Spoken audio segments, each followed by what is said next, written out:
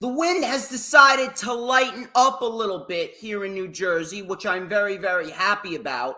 It has been a busy fucking week for the brand as it is. I am running on minimal sleep right now.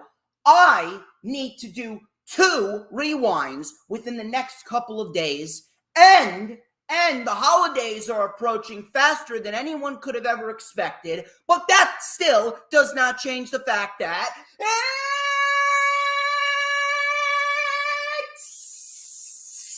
Saturday! You know what that means.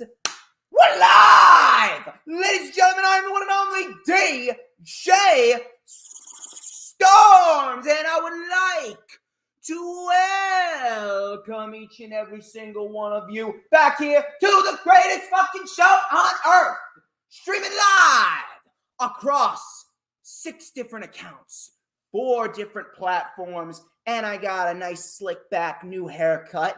I'm letting it grow. We're going to see how far I can slick that shit back. As of course, you already know who I am, Mr. Controversy. And the operator of the best damn Twitter handle,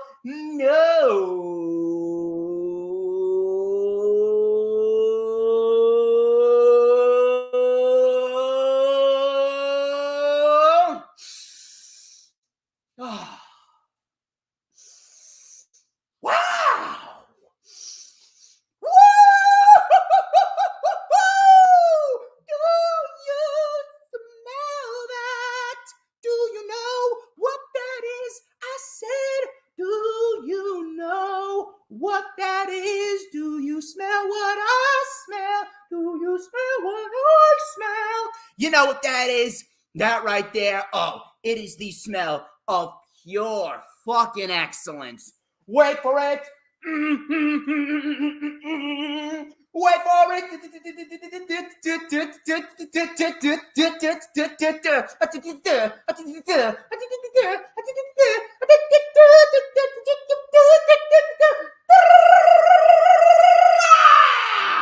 To mankind.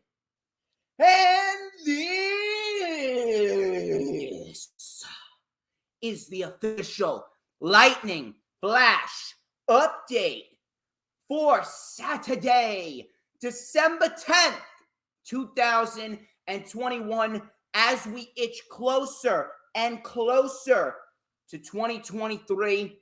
We're closing out the month of December with a bang. And my God, we got some shit to get into. We're live early. We're live at noon, actually, 1 hour earlier than usual, specifically because we got 2 pay-per-views. We got Ring of Honor Final Battle and NXT Deadline, which I will be reviewing over the course of the next couple days. Just a little heads up, there will be no SmackDown portion of the review. No SmackDown portion of the review, specifically because of the fact that I was at ISPW Christmas Chaos 2 last night. We had a fantastic show from start to finish, and it was a great way to close out the year. Shout out to everyone who was at the event. Shout out to everyone that competed at the event, especially that main event. If you were there, you know what I'm talking about. GKM, TJ Epics, Rick Recon, and Michael Mars. Fatal 4-way ladder match for the Tri-State Championship. Absolutely fantastic material. Loved every minute of it. It was great. It was awesome. I will have that vlog video up for you this Wednesday before Dynamite. So keep an eye out for it. You'll be seeing all the highlights and all of the great matches that we got from Christmas Chaos 2. Great way for ISPW to close out the year. Please make sure, if you haven't already done so, be wary of tomorrow afternoon at 1 p.m. because I'll be live once again with Hoolagrim, my boy Hoolagrim, and we will be going live for the rewind for Ring of Honor Final Battle 2022. He's going to help me dissect and review everything regarding Ring of Honor Final Battle today. And then NXT Deadline Rewind, that's going to go live at 2 p.m. on Monday, December 12th. And then, of course, we got the ISPW vlog on Wednesday. So we're closing out a pretty busy 2 weeks for the DJ Storms brand. And I thank all of you that's been watching. I thank all of you that's been supporting. We got plenty of good news, rumors, and reports to talk about. But yes, no SmackDown portion of the review, considering I was at ISPW Christmas Chaos. I will be catching up on SmackDown to see what I missed, obviously, after this busy weekend. But people, please make sure, if you haven't already done so, please make sure you follow me on social media. That is at HistoryMakerDJS on both Twitter and Instagram. Please make sure you add me on Facebook for collaborations and business inquiries. Please send me an email. My email is, of course, StormsTakeOver@gmail.com. Like the official DJ Storms business page. And I may just send you an invite to join the official DJ Storms Posse group on Facebook. I see we got Mitch in the chat, and Mitch reminding everyone why I am the absolute best in the business. Dee Dee is also here. She's marking out because John Cena is coming back to Friday Night SmackDown on Friday, December 30th, the final SmackDown of the year. So she is going to be fangirling, I assume. We have two rundowns, if you guys missed it. The rundown for NXT Deadline and the rundown for Ring of Honor Final Battle. Both of those links are in the description if you want to check them out before or during the show to see if I get my predictions right. So please go check those out if you missed them. Of course, you can't forget, if you come on in here, you got to like the stream. It is very, very vital. It's vital that you like the stream because it helps me out. It helps Hardcore Sports out. Hardcore Sports, we are becoming the #1 destination for all sports analytics. So you are going to want, I'm telling you, you are going to want to be on time when it comes to Hardcore Sports. You're going to be on time. You hit the subscribe button, like the videos, follow all the Hardcore Sports social media pages, including Twitch, Instagram, Twitter, and YouTube. Of course, share this stream out on all platforms, social media, no matter where you're watching it from. Share it on Twitter, Instagram, Facebook, Pinterest, Tumblr, Snapchat, TikTok, Twitch. Please make sure you get as many people in here as possible because it's the LFU. The LFU. I own Saturdays in the IWC. Saturdays belong to me because I'm DJ motherfucking Storms. Please make sure, if you haven't already done so, hit the subscribe button on both the Hardcore Sports YouTube channel and my YouTube channel, and hit that notifications bell with a huge coup de grace because that way you're going to know whenever I pop up on YouTube. Because whenever I pop up on YouTube, baby, oh yeah, it is the best fucking time to be on YouTube because it's the only time that you're going to get to see this glorious sideburn chin strap combination, this beautiful mustache right here, perfectly slick back hair. Oh my God, it's just so good that I need to bring out Earl Cole's favorite item on the channel right here, this magical ace black comb, because I am the ace of the IWC. No matter who wants to step to me, I am here. Everyone else follows down. That's why we are going to light it up right here on the channel, on Twitter, on Facebook, on Twitch, with a little and a dash of and a whole lot of because like a nice steaming plate of fried chicken tenders and French fries drizzled with garlic salt with barbecue sauce on the side, just like a nice succulent delicious meatball on a bed of linguine marinara with some parsley and some Parmigiano cheese. Just like all that. Oh, I'm just so good. I'm the tastiest snack in the IWC. And yes, I'm going to make you hungry again, Dee Dee, because that's what I do. Everybody wants a piece of the Stormsmeister. You already know the drill. Look at that. Brilliant. Anyway. Enough of the self-brand promotion and the advertisements. We are going to get straight into the news, rumors, and reports. And we're going to talk about the big one a little bit later on. I do have a little extra piece of news that kind of corresponds with the big piece of news I have. Well, let's talk about NWA. Excuse me. Fucking cold allergies, I swear to God. Every time I'm in here and it gets dusty, I get these fucking allergies. It's ridiculous. Anyway, let's talk about NWA.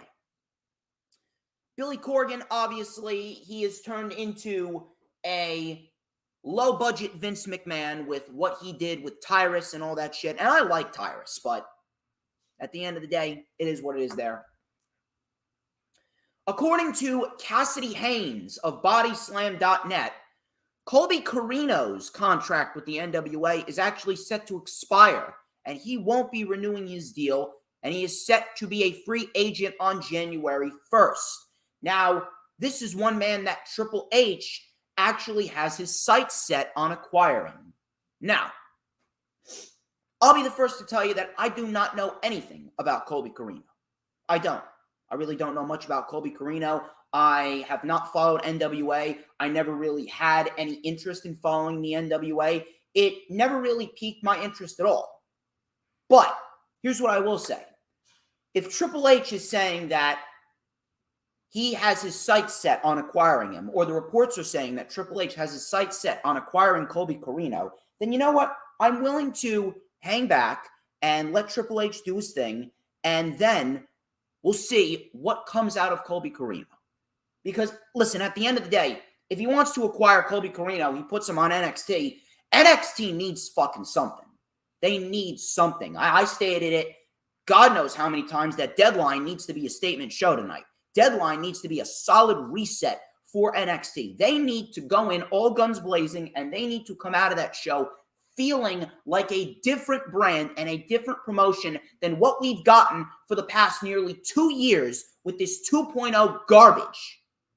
And the fact that and we're going to talk about Shawn Michaels as well, because I got a report about Shawn Michaels as well when it comes to NXT.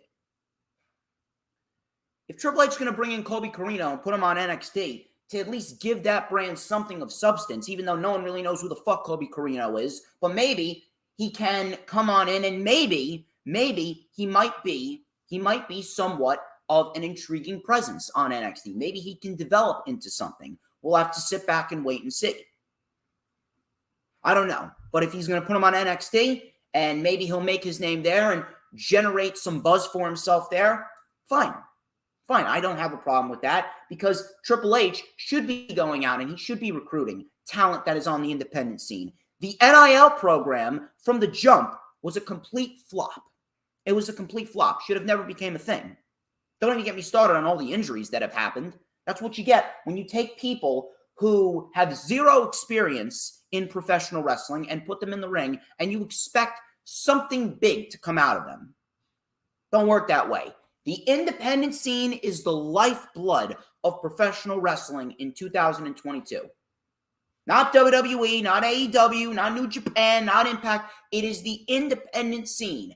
Independent professional wrestlers. And the independent wrestling industry is the lifeblood of the pro wrestling industry, whether you want to admit it or not. Without the indies, there would be no WWE, there would be no AEW, there would be no Impact. There would be no New Japan. There would be no NWA. There'd be nothing. There'd be absolutely fucking nothing. Moving on, I actually got a interesting piece of news regarding the tag team championships. Not who's going to take the titles off the Usos, but rather, when are we going to see new sets of tag team championships? Longtime belt maker, belt fan Dan, and the Wrestling Observer have been able to report that new tag team championships for the WWE have been commissioned, and it is rumored that the Usos will be awarded the new belts by Roman Reigns. It is worthy enough to note that Roman Reigns was announced to be returning next week on SmackDown, so who knows? We could very well see new sets of tag team championships revealed and awarded to the Usos so soon as next week on SmackDown. And to this I say, good. That is a great thing. The Usos don't need to carry around 2 sets of tag team titles, and the tag team championships have needed an overhaul in designs for a long time. WWE championships designs are fucking ugly. The best looking championships that WWE has are the North American Championship and the NXT Tag Team Championships. And they're both on a brand in which right now is the worst wrestling brand on TV. NXT is at the bottom of the barrel. It's even worse than Impact.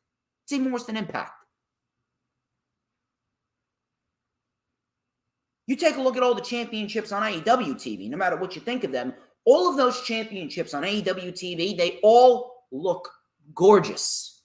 The TNT title, gorgeous. All Atlantic title, gorgeous. World Championship, gorgeous. Women's title, gorgeous. TBS title, gorgeous. Trios championships, gorgeous. They all look and feel like championships. You can't say the same about the WWE championships. Even so much as the World Championship. The World Championship looks so fucking lazy. It's just a big W.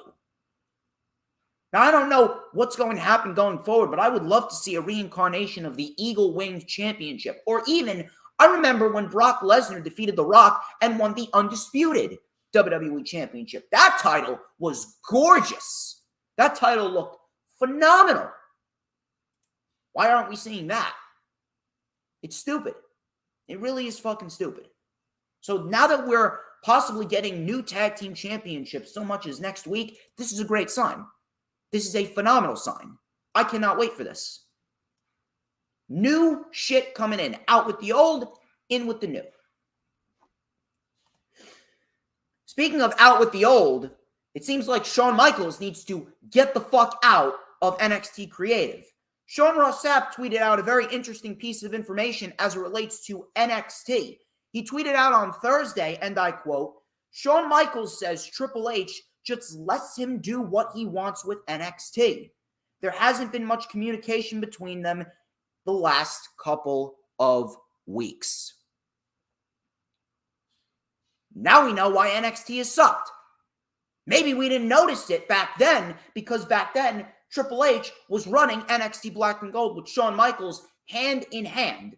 But now that Shawn Michaels has the reins to himself and considering Shawn Michaels has pretty much had to do everything that Vince McMahon said over the course of the last X amount of years since Vince and Bruce infiltrated NXT and they took over before Vince had to retire, Shawn Michaels has pretty much been integrated in Vince McMahon's light.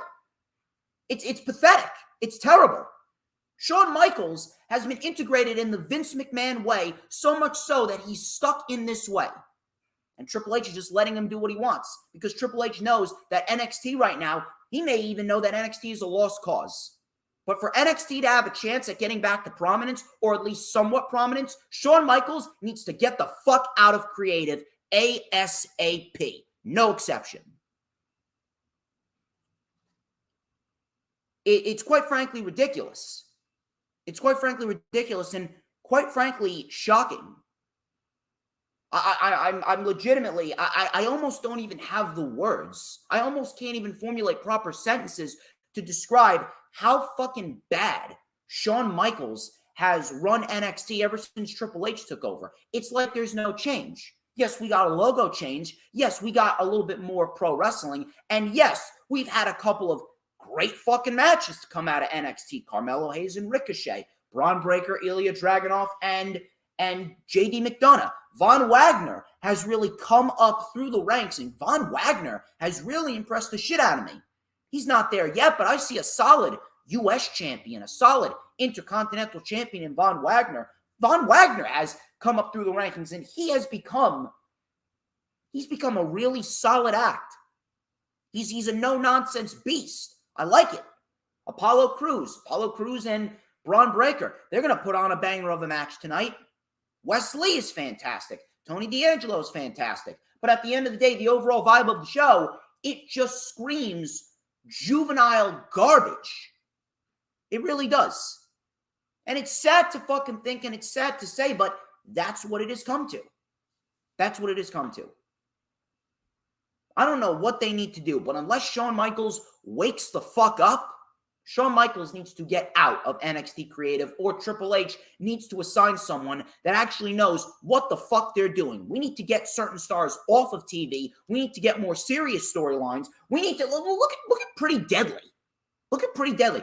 Pretty Deadly. I remember Pretty Deadly in NXT. I even talked about this on the rundown for NXT Deadline. Pretty Deadly in NXT was fucking amazing.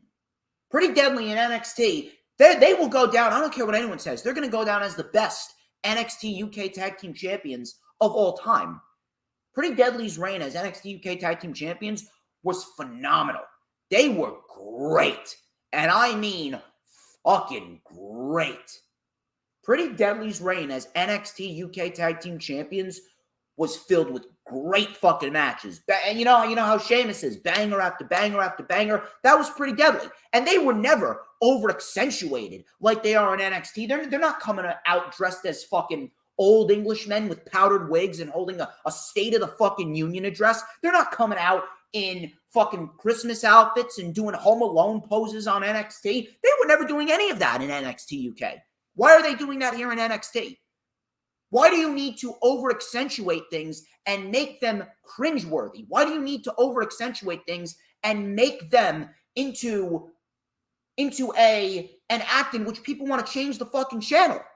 I want to change the channel whenever Pretty Deadly cuts a promo. They suck in NXT. We need NXT UK Pretty Deadly back.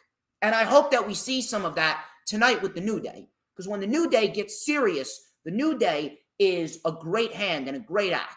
And I really do hope that Pretty Deadly and the New Day are going to do those tag team titles right tonight. I really do. But if this is what we're going to get with Shawn Michaels, he can get lost. He can get the fuck out.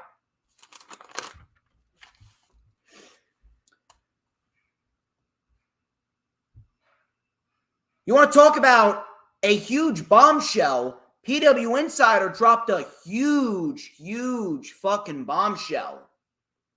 PW Insider dropped a huge bombshell on Thursday evening, and they went on to say that Sasha Banks, real name Mercedes Varnado, is expected to be at New Japan Pro Wrestling's Wrestle Kingdom event next month, according to several sources close to the situation.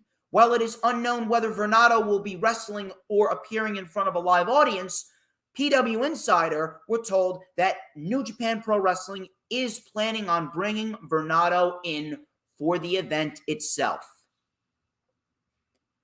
When I read this, I was texted by two people. One of them was the person that gave me the information, which was my girl Chrissy.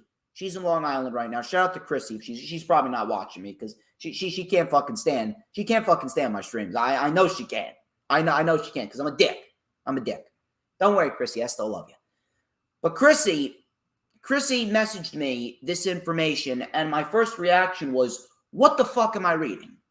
I didn't know what I was reading. I didn't know what universe I was living in. I felt like I was in an alternate plane. I didn't know what the fuck was going on. And then my friend Michelle texted me, shout out to her, and she goes, see, I told you Sasha was going to Wrestle Kingdom, yeah, whatever. Just be quiet, Michelle. Look, I'll take you out for dinner. I will take you to the movies, and we'll see something that you like, and you won't have to see a horror movie, okay? Fucking hell. So after that, I was trying to process what I just read. And I didn't know what to think of it. I didn't know how to attack this. I didn't know what was going to come up from this. And to be quite honest with you, as I'm talking about it right now, I still don't know what is going to come out of this. The biggest thing with Sasha Banks is that nothing really is for sure. Nothing really is for sure. And with Sasha Banks, she is a very, very private person. She's a very, very private person, and she does not really like to let people in on what her next move is going to be. Whether it be Hollywood, whether it be pro wrestling, whether it be something in her personal life. I even heard she doesn't even have Twitter on her phone. She doesn't have any social medias on her phone. I don't even think she has Instagram on her phone because she just likes to keep everything private. She's a very reserved individual. I don't think we're going to get any acknowledgement about Sasha Banks showing up at Wrestle Kingdom whatsoever. The only way that we are going to know if Sasha Banks is going to show up at Wrestle Kingdom is when she shows up at Wrestle Kingdom. So I'm not sure if this is going to be a one-off. I'd like to believe it probably will be a one-off because I can't see Sasha Banks staying in New Japan Pro Wrestling even if it's just for a couple of months.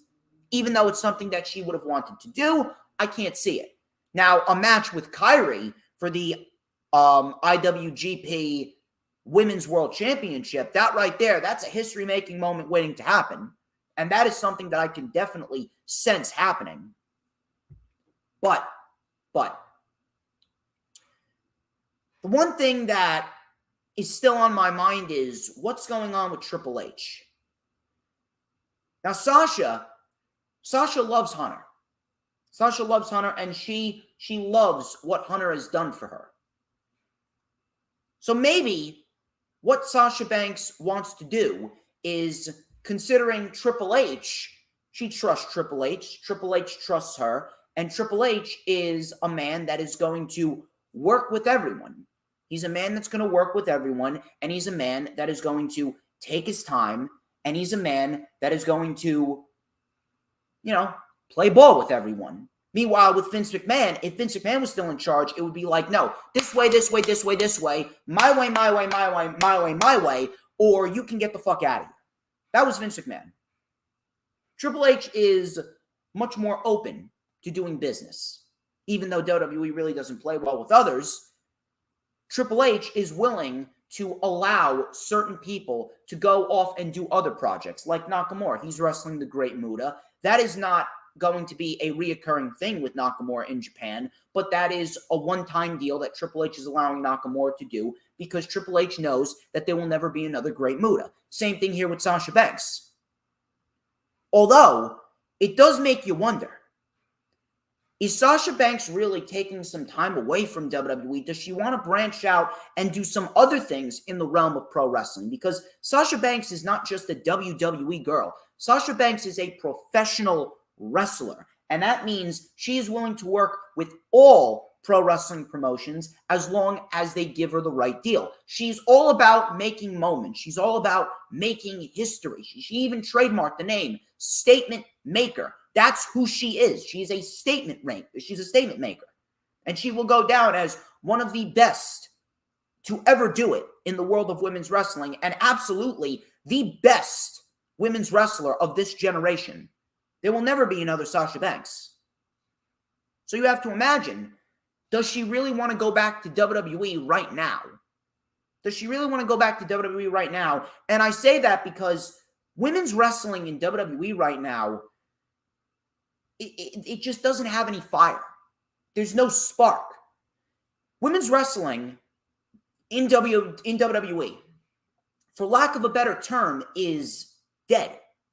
Women's wrestling is dead in WWE. And I'm not blaming that on anyone.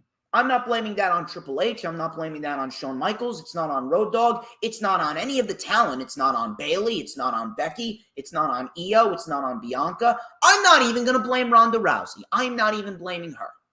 And she sucks, but I'm not even blaming her. It's all on Bruce and Vince.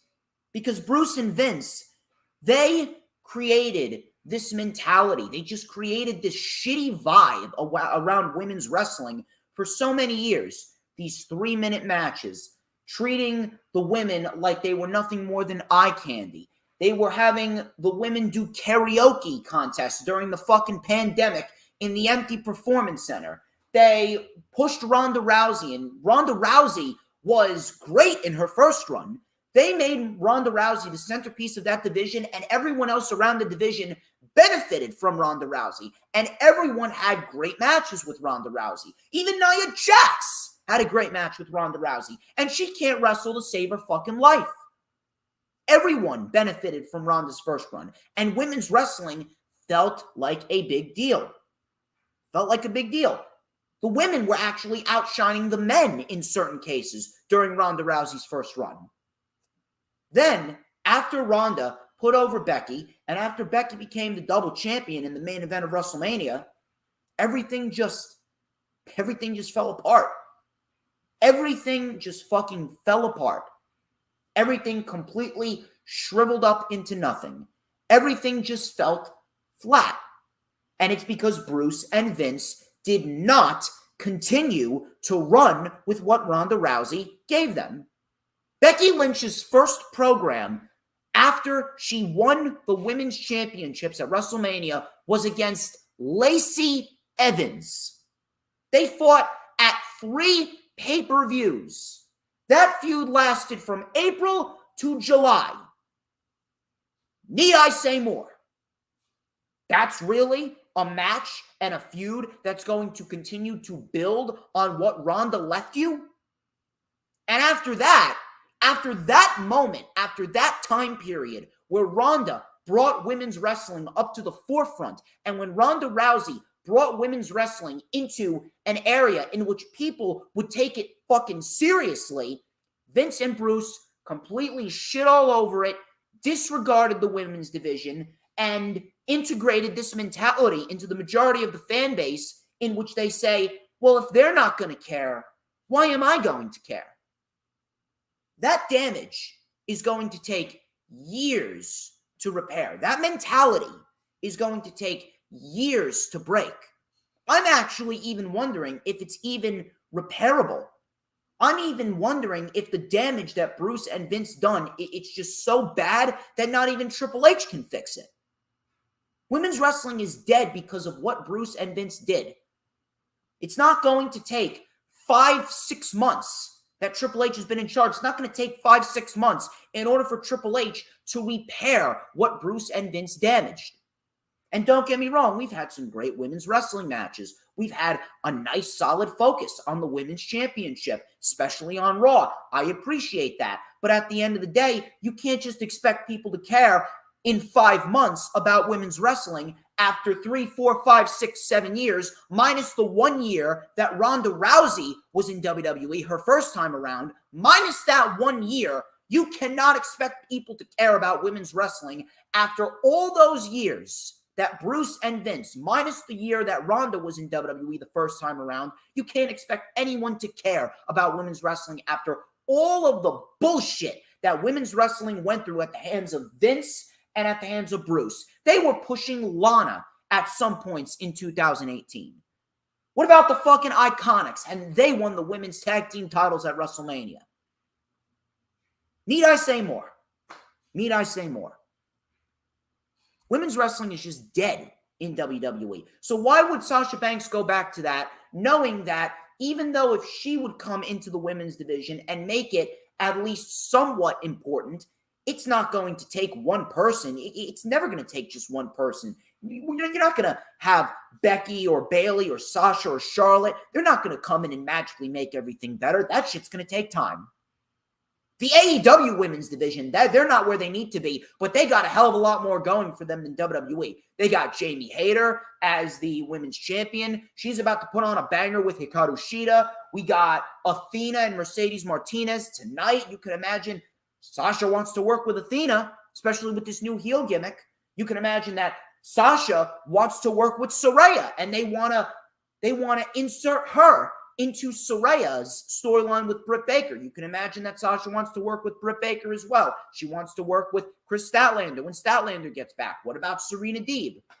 What about the tag team match that Saraya and Britt Baker announced that's going down at the Forum in Los Angeles, California on January 11th? It's quite possible that we could see Sasha there. Now, I don't think we will. I think it's going to be Thunder Rosa because she makes more sense considering that her and Baker have history, and we're bound to get a Jamie Hayter versus Thunder Rosa match for the Women's Championship, which I expect to see probably at Revolution. So at the end of the fucking day, I think it's going to be Thunder Rosa, but there's a good chance it could be Mercedes. And if that's the case and Mercedes comes in, can you imagine her fighting with Britt Baker? Can you imagine her going in there and taking the TBS title and defending it every week and making it feel like the true women's intercontinental title? What about matches with Deeb? What about if she goes to Ring of Honor and she fights Athena for the Ring of Honor Women's World Championship? Can you imagine if Tony Khan gets the Ring of Honor TV deal and he makes Mercedes the top women in Ring of Honor to help aid everyone else? Can you imagine the resume that Mercedes would have if she was to go under Tony Khan's watch? I don't think that's going to happen, but I mean, holy shit. The possibility of that happening just rose tenfold with what's going on here. I honestly don't know what else to expect from this, but I'm going to keep a close eye on it.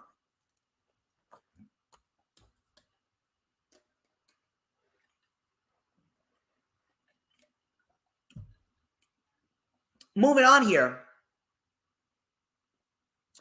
I got a report on the Rumble and the creative direction for Roman Reigns. The creative direction for Roman Reigns at the Royal Rumble. Ringside News reported that the current creative direction for Roman at the Royal Rumble is for him to face Kevin Owens. There was even rumors circulating that WWE is planning on doing it inside a Hell in a Cell structure at the show, and this match would actually serve great purpose for this specific gimmick, considering the history between Roman and Owens, and considering that this is only going to add more layers onto the already developing Kevin Owens-Sami Zayn storyline. And if that's the case, you know what? You're not going to hear one fucking complaint out of me. Because if we're going to talk about Hell in a Cell, Roman Reigns and Kevin Owens inside Hell in a Cell, that is going to be a fucking banger. And you want to talk about a match that could be looked at as a match of the year candidate when the year is all said and done. I think Roman and Owens are going to be up there, and Roman and Owens are going to tear the fucking house down inside the Rumble. I honestly believe that that is a perfect creative direction to go with. And we don't know what's going on, but something tells me that Solo Sikoa, he knows something that we don't know. It's somehow, I feel as though Solo knows that Roman Reigns is planning a turn on Sami Zayn, and Kevin Owens is just going to be another layer on top of that, which is going to result in Sami versus Roman at the Elimination Chamber. I don't know. I sense something big is going to happen. I really do. And I'm very much intrigued in seeing what goes on at the Rumble. And if we get this match, not one complaint will come out of me, because this is the type of match that you put at the Royal Rumble. PW Insider. New report here. PW Insider reported that William Regal will start his new position in WWE on the first week of 2023. His podcast is also ending as he heads back to WWE in a backstage position. So now we got an official return date for William Regal to WWE. I already talked about that, and I am hoping that we are looking at William Regal still maintaining a good relationship with the people of the Blackpool Combat Club, and maybe, who knows, maybe one day William Regal will inevitably go back. You never know. You never know. But that right there is a little bit of a minor report. Now we got the big major report. Also, I see what's going on in the chat. Shout out to Dee Dee and her daughter, Destiny. Destiny, her daughter, turns 20 today. And I hope that Destiny is a good fan of DJ Storms, because everyone should be a fan of DJ Storms. I hope that Destiny thinks that I'm as good as Campbell's Chicken Noodle Soup possibilities. Anyway, getting a little ahead of myself here. The Rock. The Rock has been a big topic of discussion for quite some time now. WrestleVotes, they reported a few weeks back that WWE is telling The Rock to give them an answer by mid-January as if whether or not he wants to do the match with Roman Reigns at WrestleMania and potentially appear at the Royal Rumble event. Ringside News reported that Rock is still a virtual lock, quote-unquote, for WrestleMania, yet WWE has not booked him for the Rumble. It all depends on his decision. Now, I'm not really sure what WWE would do with The Rock at the Rumble unless they're having The Rock win the Rumble. Which, God, I hope that's not the fucking case. I really do hope that's not the fucking case, because if that is the fucking case, then that is going to be a huge fucking blemish on Triple H's record. Right up there with what happened with Damage Control and Austin Theory. If we have The Rock win the Royal Rumble, that is going to be probably the biggest L that Triple H has ever given us. And if I'm going to be quite honest with you, I don't even know who the fuck still wants to see Roman and The Rock. That ship has sailed. That ship has sailed. I'm at a point in time where I could do without The Rock and Roman Reigns. Really. And to be quite honest with you, do we really need The Rock and Roman Reigns for WrestleMania? The answer is no, we don't. We don't need that at all. The Rock has seen his day. I'm perfectly fine with what happened with The Rock and Cena at WrestleMania. I'm perfectly fine with that being his last match. I am perfectly fine with The Rock moving on to do other projects and Roman Reigns losing the title, rightfully so, to Cody Rhodes. And if The Rock wins the Royal Rumble, my God, that would just be going right back to what you were doing under Vince McMahon. The more things change, the more they stay the same. If The Rock ends up winning the Royal Rumble, it would be a huge, huge L on the part of Triple H. Do not give me any of that. I do not need that whatsoever. No. No, sir. No, sir. Nada. Get the fuck out of here. Now, there was a little extra report that I'm going to add on to this coming from the Wrestling Observer. They reported that WWE is currently internally discussing the idea of having Roman Reigns wrestle both nights of WrestleMania in the main event.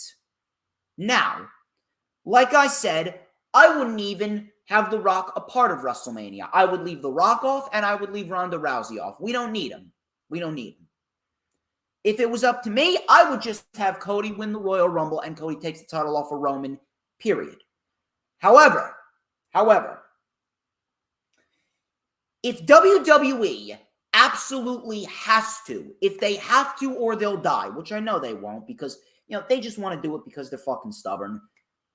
If WWE absolutely has to get The Rock at WrestleMania, if they have to, and you want to have Rock face Roman at WrestleMania, if The Rock absolutely has to be a part of WrestleMania, according to Triple H, then you know what? This is probably the best move to make. If we have a scenario in which Cody and The Rock, they both are eliminated in the same fashion that Lex Luger and Bret Hart were eliminated in the 1994 Royal Rumble, and if that's the case, then you know what? We have these co-winners. I have no issue with that. And outside of Cody just facing Roman and beating Roman, this is probably the best option. I have no problem with The Rock and Cody being co-winners of the Rumble. Roman faces Rock on Saturday. Roman beats The Rock on Saturday. And then Roman fights Cody the next day, and Roman beats Cody the next day. I got no issue with that. Matter of fact, if that's the case, I actually hope that they go with that. I have no issue with that. Have Roman beat The Rock on Saturday. You can knock that match out of the water, and then Roman fights Cody the next day, and Cody beats Roman for the title. Simple. And Mitch Kovsky, shout out to Mitch because he just informed me that the Hardcore Sports Channel is nearing 15,000 total views on YouTube. Well, you can chalk that up, a good portion of that to me, because I am the cream of the crop.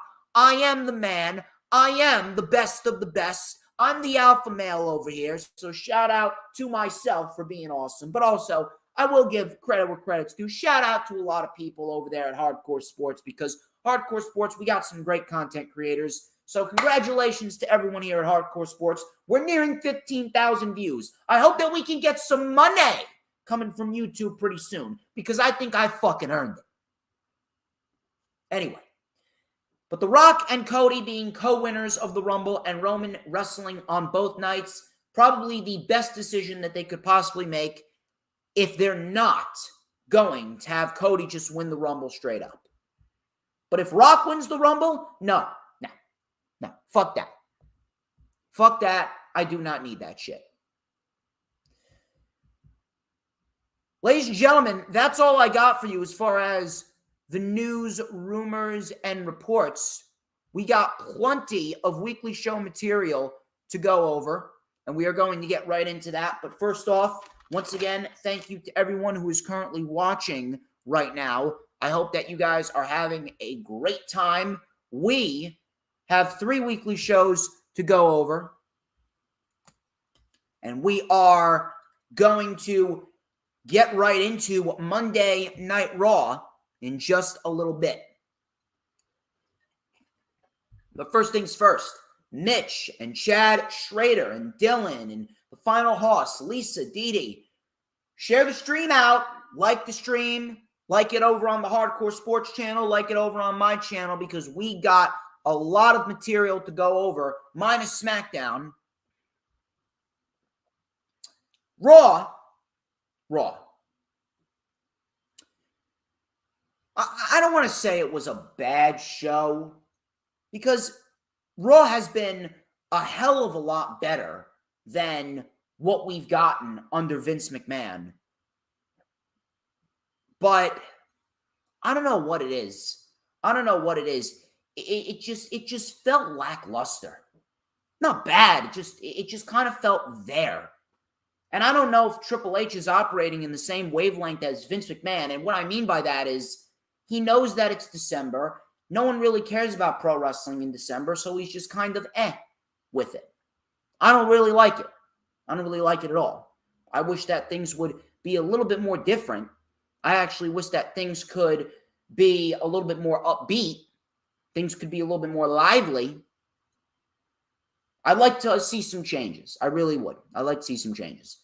But Raw, so we got the Bloodline kicking off the show. Jay said that the Bloodline is now in your city. And he said that the Tag Team Championship match that is supposed to go down is officially canceled because they attacked Elias in the back before the show. Matt Riddle don't gotta be humiliated tonight. So the Usos continued to talk about how they're going to continue being the best tag team in the company because they the twos and we the ones. Matt Riddle then came out. He didn't sound like a moron this week, which is a great thing to see. And he says, what they did wasn't cool. It wasn't Usi. So then Sami Zayn then came in and he goes, you don't decide what is Usi because me, I call myself an expert Usologist. And then he goes, Solo, he's Usi. The Usos, they're Usi. You're not Usi. So Riddle then was told to go home. Matt Riddle said, well, I would, but I'm not because you best believe that there's going to be a tag team title match tonight because I found me a tag team partner who really hates the Bloodline.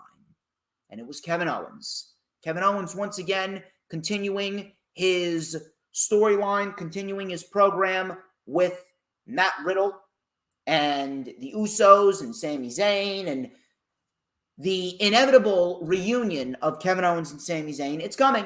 It's coming sooner rather than later.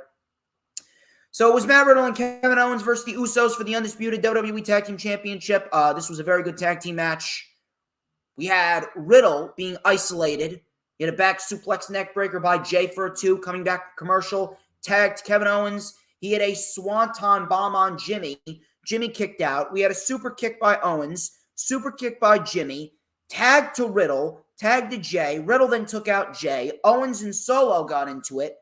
Riddle then took out Solo. Jay then took out Kevin. Tope suicidas and dives everywhere. Back in the ring, after Riddle took out Solo, Jay took out Kevin, and back in the ring, the Usos hit the 1D, and the Usos retained the titles in a very good tag team match. Nothing really overly special. Afterwards, the Bloodline attacked. The Bloodline attacked before Owens ran off the Usos and Sammy with a chair. Solo then attacked Matt Riddle, and this is probably my favorite part of the match, or this whole entire segment, this whole ordeal. Solo hit a Samoan spike on Matt Riddle in tribute to Umaga. Then he delivered a hip attack, and then he delivered another one, this time with Matt Riddle's head wrapped around a chair. So I actually thought that that was fantastic, and I love the way that they're booking Solo. This is probably the best version of Solo that we could get in this time period. He's not going to be a major player yet, but what he's doing right now, this is probably the best move that he could possibly make. Great move by Triple H to continue to book Solo like a beast. JBL's Poker Invitational. We had the Alpha Academy, the OC, Akira Tozawa, Dexter Lumis and Johnny Gargano were there. So Lumis, he poured his money out on the table, and JBL says, hey, your money's good here. Let's play some poker. So then after that, this was an ongoing thing throughout the night. It really didn't do much. It was mainly used to set up matches later on in the show. Really wasn't anything of note. Afterwards, we got a women's triple threat match, number one contenders triple threat match. It is Becky, Nikki Cross, and Alexa Bliss. They fought later on in the show. But before that, we got Bayley, Rhea Ripley, and Asuka. Becky came out through the crowd. The crowd was chanting for Becky. Becky then reminded Bayley of the last time they faced one-on-one, and it was 3 years ago. She praised Bayley's work during the Thunderdome era. Bayley then told Becky, stop reminiscing in the past. Bayley then pointed out how the spotlight is all about Becky. And Bayley said that Becky doesn't care about anyone, but I care. I'm looking out for the locker room and the bigger picture, but these people have no respect. Becky then pointed out Damage Control has 2 champions and 1 loser. So maybe you'll win your match tonight. Maybe you'll win your match tonight and we can make history if you're woman enough to face the man. Rhea Ripley then came out and Rhea Ripley, I didn't really care for the promo. The promo really didn't do anything. The promo was very lukewarm. I don't know what it is. And again, it just goes hand in hand with what I said about women's wrestling and how it's just dead. But Rhea Ripley and Becky Lynch actually had a pretty badass stare down. So I'm thinking that match right there, that's a SummerSlam match that I can see happening. So we get the triple threat match, and it was very good, as expected with these 3 women.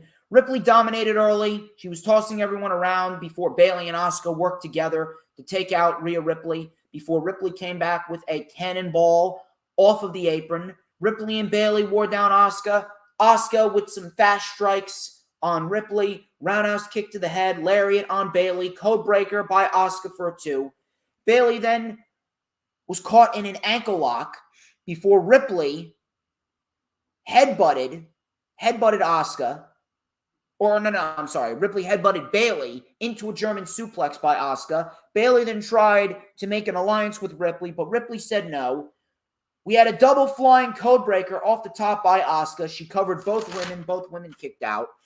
Missile drop kick by Asuka, and then the Asuka lock, but Ripley broke it up with a low drop kick. Flying armbar on Ripley, but Bayley with a middle rope elbow drop to break that up. Bayley to belly, but Ripley saved it. Ripley then with the Northern Lights suplex for a 2. Forward electric chair drop. Asuka still kicked out. Ripley then missed a cannonball senton and splatted on the floor.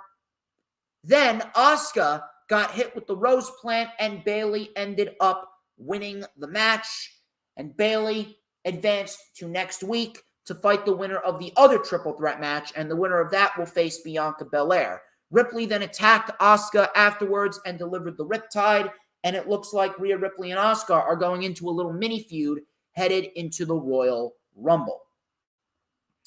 So I didn't have a problem with this. I initially thought that Bayley was the wrong winner. I actually thought that Asuka should have won this. But after what happened later on in the other triple threat match, I really didn't have an issue with this.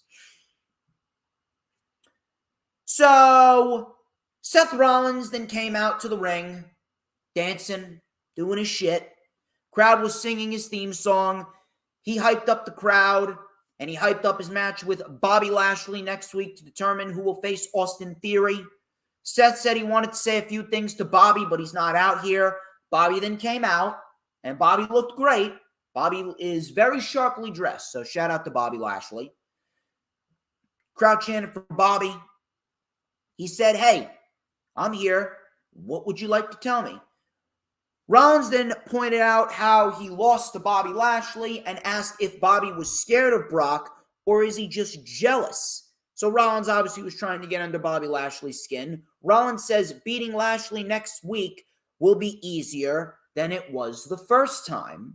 Lashley and Rollins then got into a brawl and the referees and other officials had to come out and separate them. And that was pretty much it. So really nothing over the top, just something to get people hyped up about the match next week, which I do expect Rollins to win.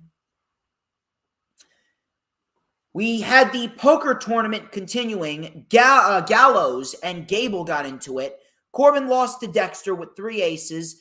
Dexter then brought out an axe, and Corbin goes, "Oh, yeah, that's okay. Yeah, you win the pot." I mean, like, who you gonna argue with? You're really gonna argue with the man with a fucking axe? Tozawa then challenged Dominic to a match later on in the show, and that's pretty much what came out of the poker game. Mustafa Ali and Austin Theory, they had a United States Championship match, which ended in a DQ. The match was turning into a decent little match, really nothing over the top, but Dolph Ziggler came in and caused the DQ, and he sent Austin Theory crashing to the floor. Ali and Ziggler actually got into it before Theory attacked Ziggler. He sent Ali into the post and then delivered a countdown to Ziggler. Now, here's what I will say. The DQ sucked. I don't know why they booked this match if they were going to have it end in a DQ. But the way that they're booking Austin Theory is great. Austin Theory with the United States title, and the fact that everyone is gunning for Austin Theory, the U.S. title feels coveted. You got Rollins, you got Lashley, you got Ziggler, you got Ali. There is no shortage of challengers for Austin Theory going into the new year. So I don't have a single issue with this. Now, I could have done with Rollins retaining because I didn't think that Rollins should have lost. Even though he kind of won the title out of pettiness, I didn't really mind Austin Theory winning. So I think that Austin Theory right now, he is doing very good work as the United States champion, and he should not be losing that title until mid-next year. I'd say SummerSlam. Keep the title on him. The OC, they took on the Alpha Academy and Baron Corbin. Really wasn't anything crazy. It was a fun little match, really nothing too crazy. Corbin isolated Anderson. We had a tag to Styles. Styles then with a phenomenal blitz. Otis then ran over Styles on the floor. Coming back from commercial, Gallows tried to tag in, but the ref didn't see it. Corbin with a beautiful deep 6 on AJ Styles for a 2. Styles then kicked out, tagged to Anderson. Anderson came in and lit up Gable with a nice middle rope neck breaker and a spine buster. I love Anderson's spine buster. Gallows then with a boot to Corbin, a big toss by Otis, phenomenal forearm on Otis, released German suplex by Gable. Anderson tagged in Gallows. We had the Magic Killer and the OC with a much-needed win. I'm glad that they got the victory here. Next week, we got a couple of solid matches. We got Rollins versus Lashley. And then we got Io Sky versus Candice LeRae, which should be great considering what they did back at NXT TakeOver Toronto. Akira Tozawa fought Dominic Mysterio. I'm very, very happy that Akira Tozawa is back in wrestling gear. So, Mysterio won this. Dominic Mysterio won this pretty easily. Nothing of note, but I will say this. I'm very happy to see that Dominic won clean. The main thing that happened here was what happened after the match, because Akira Tozawa was still being battered and bruised by the Judgment Day before the Street Profits came out. So listen, if we're gonna get the Street Profits versus the Judgment Day, I mean, I can certainly get behind that. I think that would be a great tag team program. If you want to add Akira Tozawa in there, you got yourself a nice trios match. So I got no issue with that. Main event, Alexa Bliss, Becky Lynch, and Nikki Cross. I don't want to say this was a bad match, but, I mean, no one gave a fuck. Really, nobody gave a fuck. Nobody cared. The crowd was just dead. And again, it's because women's wrestling is just dead. It's dead because of what Bruce and Vince did. So there's really nothing more to go into this. I'm sorry. Don't really know what else you want me to tell you. But Bliss and Becky, they had a decent back and forth. Cross then sent Becky into the table and poured water on all over herself. I'm actually very, very happy. I'm very, very happy that Cross is being booked like a crazy fucking bitch. I love it. So Becky with a running bulldog and a diving leg drop for a 2. Nikki was caught with a exploder. Becky was then sent into the post. Bliss with a cannonball flip off the apron. Bliss and Cross were up top. Becky came in with a Tower of Doom superplex. Cross kicked out. We had a crossbody off the top by Cross. Bliss stopped it.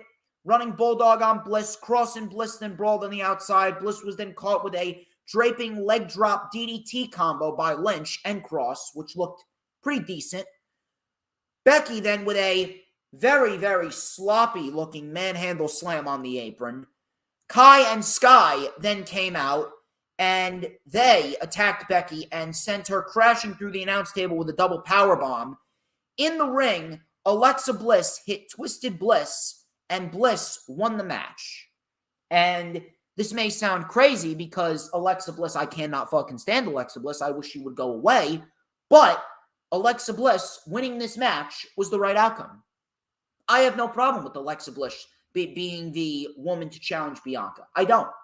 I think that it would be a nice interim program. It would be a nice bridge to get Bianca through the next month going into WrestleMania season, in which Rhea Ripley should win the Rumble, and then Rhea Ripley should fight Bianca Belair at WrestleMania for the championship. So I cannot complain about that. I cannot complain about that whatsoever. I can't. And that was it. That was Monday Night Raw. Could have been a hell of a lot better. Kind of disappointed, but it is what it is there. We'll see what Triple H does going forward, and I'd like to see some more focus on things other than women's wrestling, because women's wrestling is dead. I will say it until it gets through everyone's mind, but it is what it is there. We'll see what happens going forward, but ladies and gentlemen, that does it for the Raw review, and we got a solid amount of people watching. Please make sure that you're liking and sharing the video and the streams out if you haven't already done so. We got AEW Dynamite. AEW Dynamite. And we are going to dive right into it because Dynamite was a great show. Dynamite was phenomenal. Dynamite was phenomenal. We started off with the Dynamite Diamond Ring Battle Royal. Dynamite Diamond Ring Battle Royal. We got Sabian and Cassidy going at it. Sabian and Cassidy going at it. And the Blade helped eliminate Orange Cassidy. Obviously, Sabian and Cassidy seems to be the program going forward. I want to see more of what Kip Sabian can do. So I actually think a match with Orange Cassidy should actually work out in his favor. So we'll see what happens there. We had a Destroyer by Dustin Rhodes, which eliminated Kip Sabian. The Butcher then eliminated Dustin Rhodes. The Boys saved Dalton Castle. The crowd went nuts. Brian Cage inevitably eliminated Dalton Castle to a lot of boos, which obviously set up the Ring of Honor World 6-man trios match that is going on tonight, in which I do believe that the Embassy is going to win the Ring of Honor World 6-man Tag Team Championships. Jungle Boy then with a Meteora to Brian Cage on the apron, and he eliminated him. Coming back from commercial, Starks eliminated the Butcher. Jungle Boy eliminated Lee Moriarty before Big Bill W. Morrissey. He eliminated Jungle Boy and choke slammed him on the apron. And Jungle Boy landed neck first on the fucking apron, which looked brutal. We had W. Morrissey in there. Or W. Morrissey wasn't in there. He obviously chokeslammed Jungle Boy in the apron. Sean Dean lasted a while. He hit a DDT on Page. Hardy then with a Twist of Fate on Dean. Page eliminated him. The crowd was chanting delete. Hardy then attacked Starks because Ethan Page owns him. We had a Tornado DDT by Ricky Starks to Ethan Page. And then Starks held on to the ropes and eliminated Ethan Page. And we have ourselves a winners take all match for the Dynamite Diamond Ring and the AEW World Championship next week with Ricky Starks and MJF. This was a fun little battle royal. The crowd was hyped. The crowd was fully behind Ricky, and Ricky got the win. All of a sudden, MJF came out just as Starks got to his feet. He then took the mic and he trashed Bryan Danielson for not showing up because he's scared of him. Then he claimed he will win next week. The crowd chanted for Ricky. He says, next week, you may be talented, but the truth, in comparison to me, you are the absolute drizzling shits. Or you are a Rudy Poo candy ass. You ain't nothing but a dollar store Dwayne. I'm going to start calling you the Pebble. And I laughed at that. I fucking laughed my ass off when MJF called him the Pebble. So I'm going to start calling you the Pebble. I'm going to put you in my pocket, drive you to the water, and skip you right back to Billy Corgan's NWA so you can wrestle on YouTube where you belong. He goes, I am a generational talent. Starks then took the mic and he goes, well, Maxi Pad. And the crowd started chanting Maxi Pad. He then said, I should have expected a fifth-rate Roddy Piper. Oh, you trashed the city. Oh, you trashed the people. You better hurry up because the low-hanging fruit is running dry. You spray tan your eczema. Your shirt is too small. You got a shitty haircut and shitty cheap shoes, and you think you're better than moi? Give me a break. Everything about you screams cheap. When these people got behind me, I gave them a reason to keep going. You let everyone down. Ricky Starks, I deliver every week, every day, every month. You avoid any type of responsibility or pressure. I show up to the meet and greets and you blow them off because, hey, everybody hates Max anyway. Ricky goes, I live with dignity. I live with respect. I lived in my car in South Arlington and I was grinding. And you think because you kiss ass that you can do whatever you want? Give me a break. You don't deserve that, but I do. I am Ricky Starks, and I'm going to stomp an asshole into you, and I'm going to take that title. I'm going to do something that no one has done for you in your entire life. I'm going to take the responsibility off of your plate, little boy. MJF then low-blowed Ricky Starks. Starks then came back with a spear. MJF's shoes, I can't remember what he was wearing. It looked like he was wearing flip-flops. His shoes went fucking flying, which was great.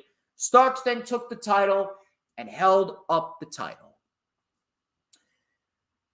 I knew how good Ricky Starks was, but if you did not know anything about Ricky Starks, this promo right here showed you just how good Ricky Starks is. And in due time, he will be a world champion. In due time, he is going to be a major fucking player in AEW. And it's a great thing to see. The meteoric rise of Ricky Starks, it almost reminds me of the rise of the Acclaimed and how organic the Acclaim rose to fame. That's what Ricky Starks is doing right now. Everything about Ricky Starks and his rise to prominence, it's all organic. It's all organic. And if I'm booking this, I know Ricky Starks is not going to win next week. It's going to be a fantastic match, but he's not winning. I know he's not going to win. But what this should be just step 1, 2, and 3. This just should be the first couple of steps into making Ricky Starks into a superstar. Here's what I'm doing. You have a monster in Samoa Joe, who right now is a double champion. Wardlow and Samoa Joe are going to go into a match. If I'm booking this, I am not giving Wardlow the TNT title back. I'm not. I am running with Joe as the TNT champion. And you know what I'm doing? I am having Samoa Joe hold that title going into March. I am having Ricky Starks win the Face of the Revolution ladder match to earn a shot at Samoa Joe. And I am having Ricky Starks beat Samoa Joe at St. Patrick's Day Slam for the TNT Championship. That's what I'm doing. I am having Ricky Starks being built up going into Revolution. He wins the ladder match and he beats Samoa Joe. That's what I'm doing. That's what I'm doing. Now, Wardlow should have never lost the championship to begin with. But since you put the title on Joe, Joe right now is operating on a completely different level. Joe is operating like a fucking savage. Wardlow should have never lost the title, but Joe winning the title, he's turning it into something good. And you know what you do with that? You run with it. You run with it, and then you move on, and you go with Ricky Starks. Ricky Starks should be the guy to take down Samoa Joe. Where does Wardlow go? I don't know. If I was them, I would probably give Wardlow the Ring of Honor World Television Championship. At least he'll have something. Maybe he goes after the All-Atlantic Championship. I don't know. I honestly don't know. But if you're asking me, Wardlow right now, he should not be winning the title back. Putting the title back on Wardlow right now would make the TNT title feel like a hot potato once again. You don't want to do that. Have Joe run with the TNT title and then put it on Starks after Revolution. Have Starks win the ladder match and take it off of Joe. That's the best way to go about it. Jon Moxley, he had a promo and he praised Adam Page for doing his talking with his fists. We need more of that. We bring back 100% proof in your face wrestling. I'll be there tonight. I'll be there this weekend. And we put the JAS in our rearview mirror for good. Page, if you want another piece, you know where to find me. Good stuff. Good stuff. Samoa Joe. Speaking of Samoa Joe put on an absolute fucking banger of a match with Darby Allin for the TNT Championship. Darby went for his suicide dive right away, and Joe just walked off. Joe's a fucking beast. So Joe, being the fucking prick that he is, he slung Darby into the barricade and the apron. He exposed the concrete. He just ragdolled Darby, and Darby got power slammed onto the concrete. Absolutely unbelievable. Absolutely unbelievable. Darby, coming back from commercial, Darby just beat the 10 count into the ring. Darby got the 10 count beaten into the ring. All of a sudden, Samoa Joe with a big boot and a running senton. I don't know how Darby was able to get up off the mat after that senton. Darby sent Joe into the steps. We had a coffin drop to the floor on Joe. Over the top stunner and a beautiful code red. My God, what a code red. Joe then kicked out. Joe was down. Darby went for the coffin drop, but Samoa Joe caught him in a coquina clutch. And Darby, his arm went down and he faded away. He absolutely faded away. This was one of the best TNT title matches of the year. I don't think I've seen a TNT title match this good in quite some time. This was great. Joe then attacked Darby afterwards, and this was fucking savage by Joe. He delivered a muscle buster to Darby on a turned over skateboard. Joe, being on this monster run, just makes him look that much more savage. Wardlow then came charging down to the ring, and Joe walked off. So obviously they're building towards that match. I actually thought that they were going to do it next week, but I guess not. I'm guessing, look, if they're going to do this match, I'm guessing that they're probably going to save this for maybe the Forum, because they're building that up to be a big show. I mean, they're doing the Best of 7 series at the show. They're doing Saraya and the mystery partner, which will probably be Thunder Rosa, and Thunder Rosa is going to return. Saraya and a mystery partner versus Britt Baker and Jamie Hayter. Then you got Wardlow and Joe, potentially, if they decide to go that route. So, I mean, if you're asking me, I mean, that's a pretty decent combination. That's a pretty fucking solid 1-2 punch. So after that, we then go into a tag team match. This was Claudio Castagnoli and Wheeler Yuta versus Daniel Garcia and Jake Hager, which, by the way, I gotta say, listen, it's not the best thing, and it can be cheesy at times, but I don't know about you, but I'm fucking loving this Jake Hager hat gimmick. I don't like the fact that he was too concerned about his fucking hat rather than winning the All-Atlantic title on Dynamite a couple weeks ago. That was fucking retarded. But I gotta say, Jake Hager, he's really playing up this hat gimmick pretty nicely. I gotta say.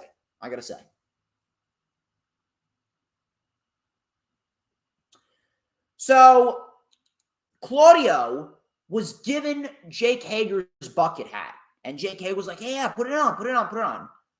Claudio punted the hat into the crowd. I like that. I like that a lot. I LOL'd when Claudio punted the hat into the crowd. So Yuta and Garcia got into it. The crowd was chanting that Sammy sucks. They were giving it to Guevara. Yuta then with a superplex to Garcia into the ring. Coming back from commercial, we had a tag to Claudio and Hager. Uppercut Express in full effect. One after the other. Hurricane Rana by Claudio. Hager landed hard on his shoulder. I actually thought Hager fucked up his shoulder. Claudio then with a giant swing and then a lariat to Hager. Hager kicked out. Hager locked in the ankle lock. Garcia locked in a sharpshooter. Claudio shoved Hager into Garcia, and then Garcia was taken out. Claudio then with just one final big uppercut right to the face. Hager went down, and Claudio gets the win. 1, 2, 3. This was a very fun match. It was quick. It was effective. It was impactful, and everyone looked good here. Afterwards, they showcased a little video of William Regal and Tony Schiavone having an interview, and William Regal kind of explained why he left. William Regal explained why he left. He talked about how I taught the BCC the final lesson, and that is always stay one step ahead. Have eyes in the back of your head. But I will not ever turn my back on any of you. I will be Blackpool Combat Club until the day I die. Fellas, it's been emotional. I mean, once again, I wasn't too easy with Tony Khan when Tony Khan let him go. But after hearing what Tony Khan said and after hearing everything that Tony Khan explained and how he saw his mother in the hospital and he didn't want to keep William Regal away from his son. And after this little explanation, you know what? I'm at peace. I'm at peace with William Regal leaving. Plus, the Blackpool Combat Club can still stay together. So it's not a bad thing. So Moxley then took the mic and he said, this war with the JAS, it ends. It ends. And pro wrestling is about to make a serious statement. And that was it. And on Rampage, he actually fought Konosuke Takeshita, which we will get into in just a few moments. The House of Black also had a promo. And they challenged anyone. To meet him or meet them at Winter is Coming next week.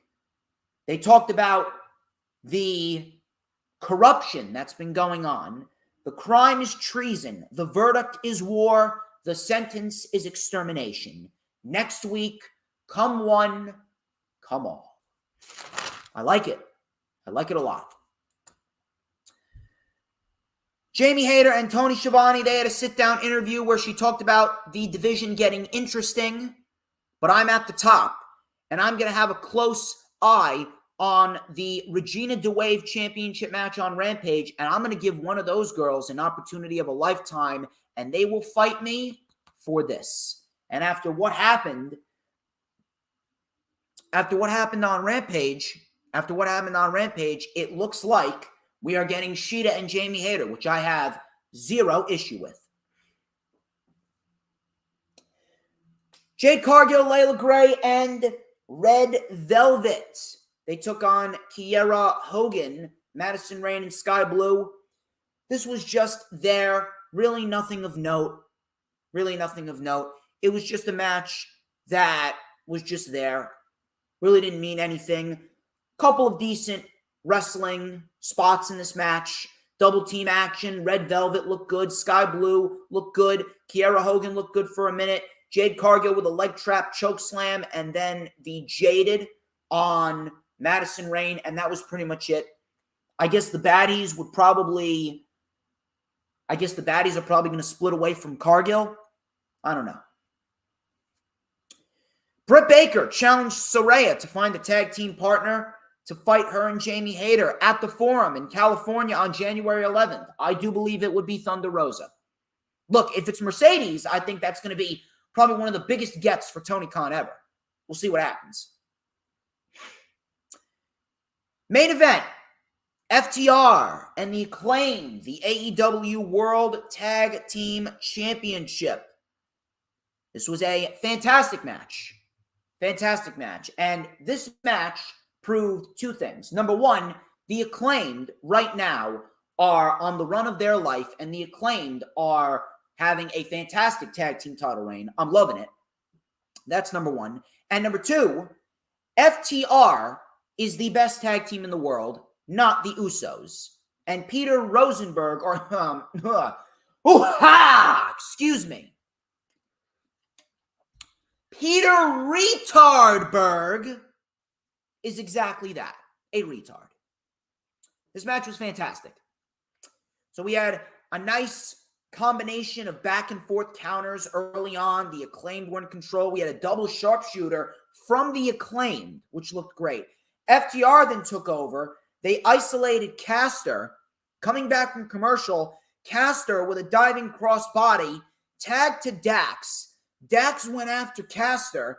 Caster got free and tagged in Bowens. Bowens ran wild with a famouser on Cash. Super kick by Dax. That got a 2 count. Dax with a German suplex barrage. Bowens with a neck breaker onto the knee. Tagged to Cash. Spike pile driver, but Bowens kicked out. Caster then saved Bowens. Bowens tagged in Caster, hit a wheelbarrow cutter. Dax kicked out. Dax sent Caster into Bowens. Cash sent into Dax. Caster sent into the post. We had the big rig connecting, but Bowens barely saved it just in time. I thought FTR were going to win it right there. Bowens was then sent to the floor. Dax got taken out by Bowens. He had the arrival on Dax. Mic drop connects. Bowens was taken out.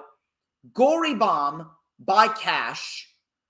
Lariat by Cash on Caster. Another lariat. Roll through. A power bomb into a roll through by Cash. It was just breaking down here. Power bomb into a roll through by Cash. And Max Caster got a tight cover and got the 1-2-3. The Acclaimed have probably their second best match to date. And they put on a fantastic match with FTR and the Acclaimed. Mad show of respect between the two. But then the Gun Club came up and they announced that the Briscoes want FTR at Ring of Honor Final Battle in a double dog collar match. Holy fuck. Holy fucking shit. You want to talk about a war? You got a fucking war tonight. Holy fuck. I cannot wait for this shit. This is going to be good. Dynamite. Excellent show. And this week has been a very good week for Tony Khan, actually. We had a great Dynamite, and Rampage itself. Rampage felt like Rampage. Rampage was very good. We had a lot of good material on Rampage, and I really do hope that this will be a reoccurring thing going forward with Rampage. If Tony Khan can produce a Rampage like what we got last night, I think Rampage is going to be in a much better position. More stuff like what we saw last night on Rampage, please. We got a excellent match with Jon Moxley and Konosuke Takeshita to kick off Rampage. And my fucking God, is Konosuke Takeshita a fucking beast. You know something? Eddie Kingston and Ortiz, they said that they want the House of Black. I mean, if they're looking for a third guy, if Santana is not going to come back, I would not mind seeing Konosuke Takeshita mix it up with Eddie Kingston and Ortiz against the House of Black. I think that would be great. I mean, Malachi and Takeshita getting into it? Holy fuck. Take all my fucking money. Take it all. But Takeshita and Moxley, excellent, excellent, excellent stuff. We had some nice technical back and forth early on. Takeshita took over with a beautiful Tope Con Hero. Coming back from commercial, Moxley with a cutter. Pile driver connects, that got a 2. Takeshita with a rebound, lariat. Leaping clothesline, DDT on the apron, and a slingshot DDT in the ring. Moxley kicked out. Moxley with a King Kong lariat. Both men got up. Paradigm shift missed. V-trigger and a sheer drop brainbuster by Takeshita for a 2. Moxley kicked out. Moxley was then caught with a rolling elbow. Moxley locked in a sleeper, but Takeshita turned it into a beautiful blue thunder bomb. That got a 2. Bridging German suplex by Takeshita. That got a 2. Frog splash, but Takeshita was unlucky because Moxley got the knees up. Moxley hit the Death Rider, but Takeshita kicked out at 1. Crowd fucking exploded. Jumping knee by Moxley. Takeshita kicked out. Takeshita then stomped on Moxley. Moxley then with the up kicks. Moxley with the rear naked choke. Transitioned into the Bulldog choke. And Takeshita passed out. Moxley wins. Excellent match. Moxley continues to look like a beast. Takeshita, even in defeat, Takeshita looks like $1 million. After the match, Hangman Page came out, and he took the mic, and he goes, Doc Samson won't clear me to wrestle, but I guess I got a pretty good excuse, considering I'm not thinking straight. And he punched Moxley. We get a big brawl, but Moxley stood tall. They're playing up the fact that Page is not cleared. Page went head first off of the post, and Moxley was taken away by the BCC. So they're selling the fact that Adam Page is not thinking straight because he's got a concussion. Now, I don't know when this match is taking place, but I mean, whenever it takes place, holy fuck, is it going to be great. Cannot wait for this fucking match. This is going to be a fucking banger. And I'm giving Adam Page the win. I'm giving Page the win. Powerhouse Hobbs. Powerhouse Hobbs, he had another very good video package talking about his life on the streets in California. I'm liking what they're doing with Hobbs. I'm liking how they're telling stories. They're telling different chapters in the book of Hobbs. I love that shit, by the way. I love that catchphrase by Hobbs. The book of Hobbs. I like that shit. And you know what? If Hobbs wants to come back and he wants to fight Orange Cassidy for the All-Atlantic Championship, I got no issue with that. I think Hobbs would benefit quite nicely from an All-Atlantic title reign. And Hobbs getting a solid spot on TV, no complaints there. No complaints at all.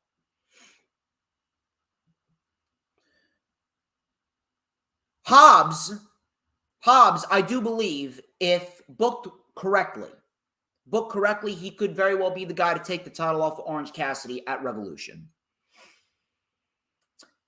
We had some women's action. The Bunny and Hikaru Shida. This was for the Regina DeWave Championship, but the winner of this match also got Jamie Hayter for the AEW Women's World Championship. Now, obviously, it seemed a little predictable, but these two women didn't do too bad for themselves. I will say that. The women didn't do too bad for themselves.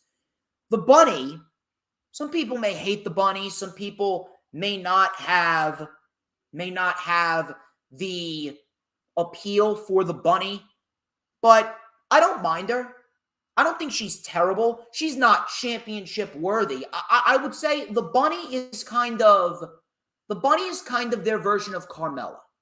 Carmella, she's a decent wrestler. She can hold her own, but she's not a woman that's going to be winning championships. She's a woman that is going to help others get over. And you know what? There's nothing wrong with that. There's nothing wrong with that whatsoever. The Bunny and Shida, it was just a decent little match that was there. Shida looked good. The Bunny was not sloppy. She didn't botch. She delivered her moves quite decently. So I can't really sit here and say, oh yeah, this match sucked. I can't. It was just a decent little match that served as a bridge to get Shida to hate her. So Shida started out with a strong sliding elbow and a body slam. We had a rising knee by the Bunny. Shida was then caught in a triangle stretch over the ropes. The Bunny then delivered a stunner on the ropes. Coming back from commercial, we had a sliding elbow strike by the Bunny in the corner. Shida, she hit down the rabbit hole on the Bunny, which was a elbow drop reverse DDT. Ford then threw a kendo stick into the ring. Ford then accidentally got super kicked by the Bunny. Shida then with a Meteora off the apron onto the Bunny. We had a Michinoku driver in the ring, but the Bunny kicked out. Shida then went for the Katana, which is a spinning knee strike, and she connected with it right on the money. Shida wins, retains the Regina DeWave Championship, and now Shida is going to fight Jamie Hayter for the Women's Championship. When? I am not sure, but I am looking forward to that match very much so. That's going to be a great fucking match. Cannot wait to see that match. We had Lee Moriarty and Big Bill. This is W. Morrissey. They took on Clayton Bloodstone and Izzy James. The firm just dominated. Big Bill, he won with a chokeslam, and that was pretty much it. So I'm not sure where the firm is going, but considering Jungle Boy was fucked over by the firm, I'm guessing that Jungle Boy is going to be in a scenario where he's going to fight the firm. I expect Jungle Boy to win, and that's just going to be another bridge to get Jungle Boy into 2022, and I can absolutely see Jungle Boy potentially fighting MJF, maybe at Revolution or at Double or Nothing, depending on which way they want to go. But that's what I see coming out of the firm and what they did to Jungle Boy on Wednesday Night Dynamite. Winter is Coming looks like a really solid show. We got 2 championship matches, the AEW World Championship match and the match for the Dynamite Diamond Ring between MJF and Ricky Starks. We also got Ruby Soho versus Ty Mello, and we also got the House of Black in action, and then match 4 in the best of 7 series between the Elite and the Death Triangle. Main event of Rampage. It was Orange Cassidy. He defended the All-Atlantic Championship. Kip Sabian selected Trent Seven. Now, I don't know about you guys, but Trent Seven is a fucking beast at what he does. He's a great professional wrestler, and that's what we got here with Orange Cassidy. It was a very good professional wrestling match, and Cassidy, I would say, is having a much better All-Atlantic title reign than Pac, and Orange Cassidy is defending it quite frequently. He's getting himself out there. He's having good matches, and homegrown stars are really the lifeblood of AEW right now. We got Trent Seven, who's great at what he does. And if you don't believe me, just go watch his match with Tyler Bate a couple of months back. That was great. So Trent Seven, he faked out Cassidy with a chop, and he hit a DDT. The Butcher and the Blade came out. They brawled with the Best Friends. Coming back from commercial, Seven with a superplex to Cassidy. That got a 2 count. Cassidy was then sent to the floor. Sabian was accidentally taken out by Trent Seven with a tope suicida. Cassidy came in with a tope suicida of his own. Trent Seven with a snap, half and half suplex. He went for the Emerald Frozen, but Orange Cassidy delivered the Stun Dog Millionaire. He went for the satellite DDT, but Trent Seven delivered the Emerald Frozen. That got a 2 count. Seven with the bop and the bang. Then Seven hit the 7 Stars Lariat. That got a 2. Cassidy with a satellite DDT. He went up for the top rope. He was going to go for the diving DDT. Seven got hit with a upper palm strike and then a twisting pile driver, which looked crazy. That got a 2. Cassidy then with the orange punch and the beach break for the 1-2-3 win. Very good match. Very good match with Trent Seven and Orange Cassidy. 2 very good pro wrestlers, and it was a pretty solid performance. And then in the end, Sabian then attacked Cassidy. After the match, Dustin Rhodes came in. He swooped in, and he hit a power slam on Sabian on the floor and then a power slam on Seven in the ring. And it looks like Dustin Rhodes could very well be inserted into this All-Atlantic Championship title program, which I don't have an issue with. I think that should be a pretty decent spot for Dustin, considering that 2023 will be his last year as an active in-ring performer. We'll see what happens there, but Rampage was very good. Rampage was very good, and I hope that the streak continues. Tony Khan is on a nice little streak right now with Dynamite and Rampage. And I expect a banger of a show tonight with Ring of Honor, which is starting up 0 hour in about 90 minutes or less.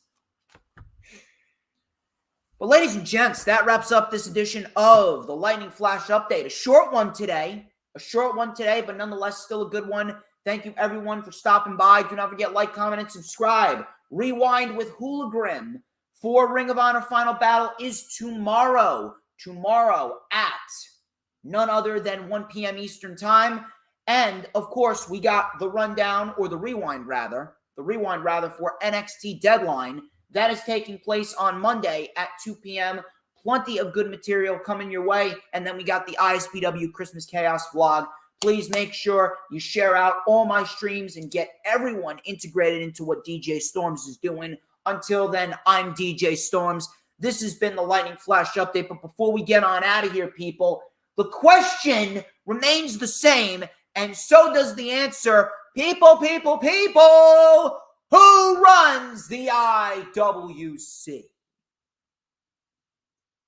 Who runs it?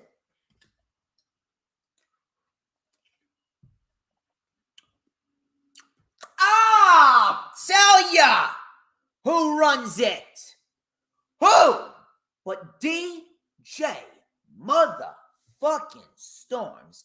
And don't you all forget it.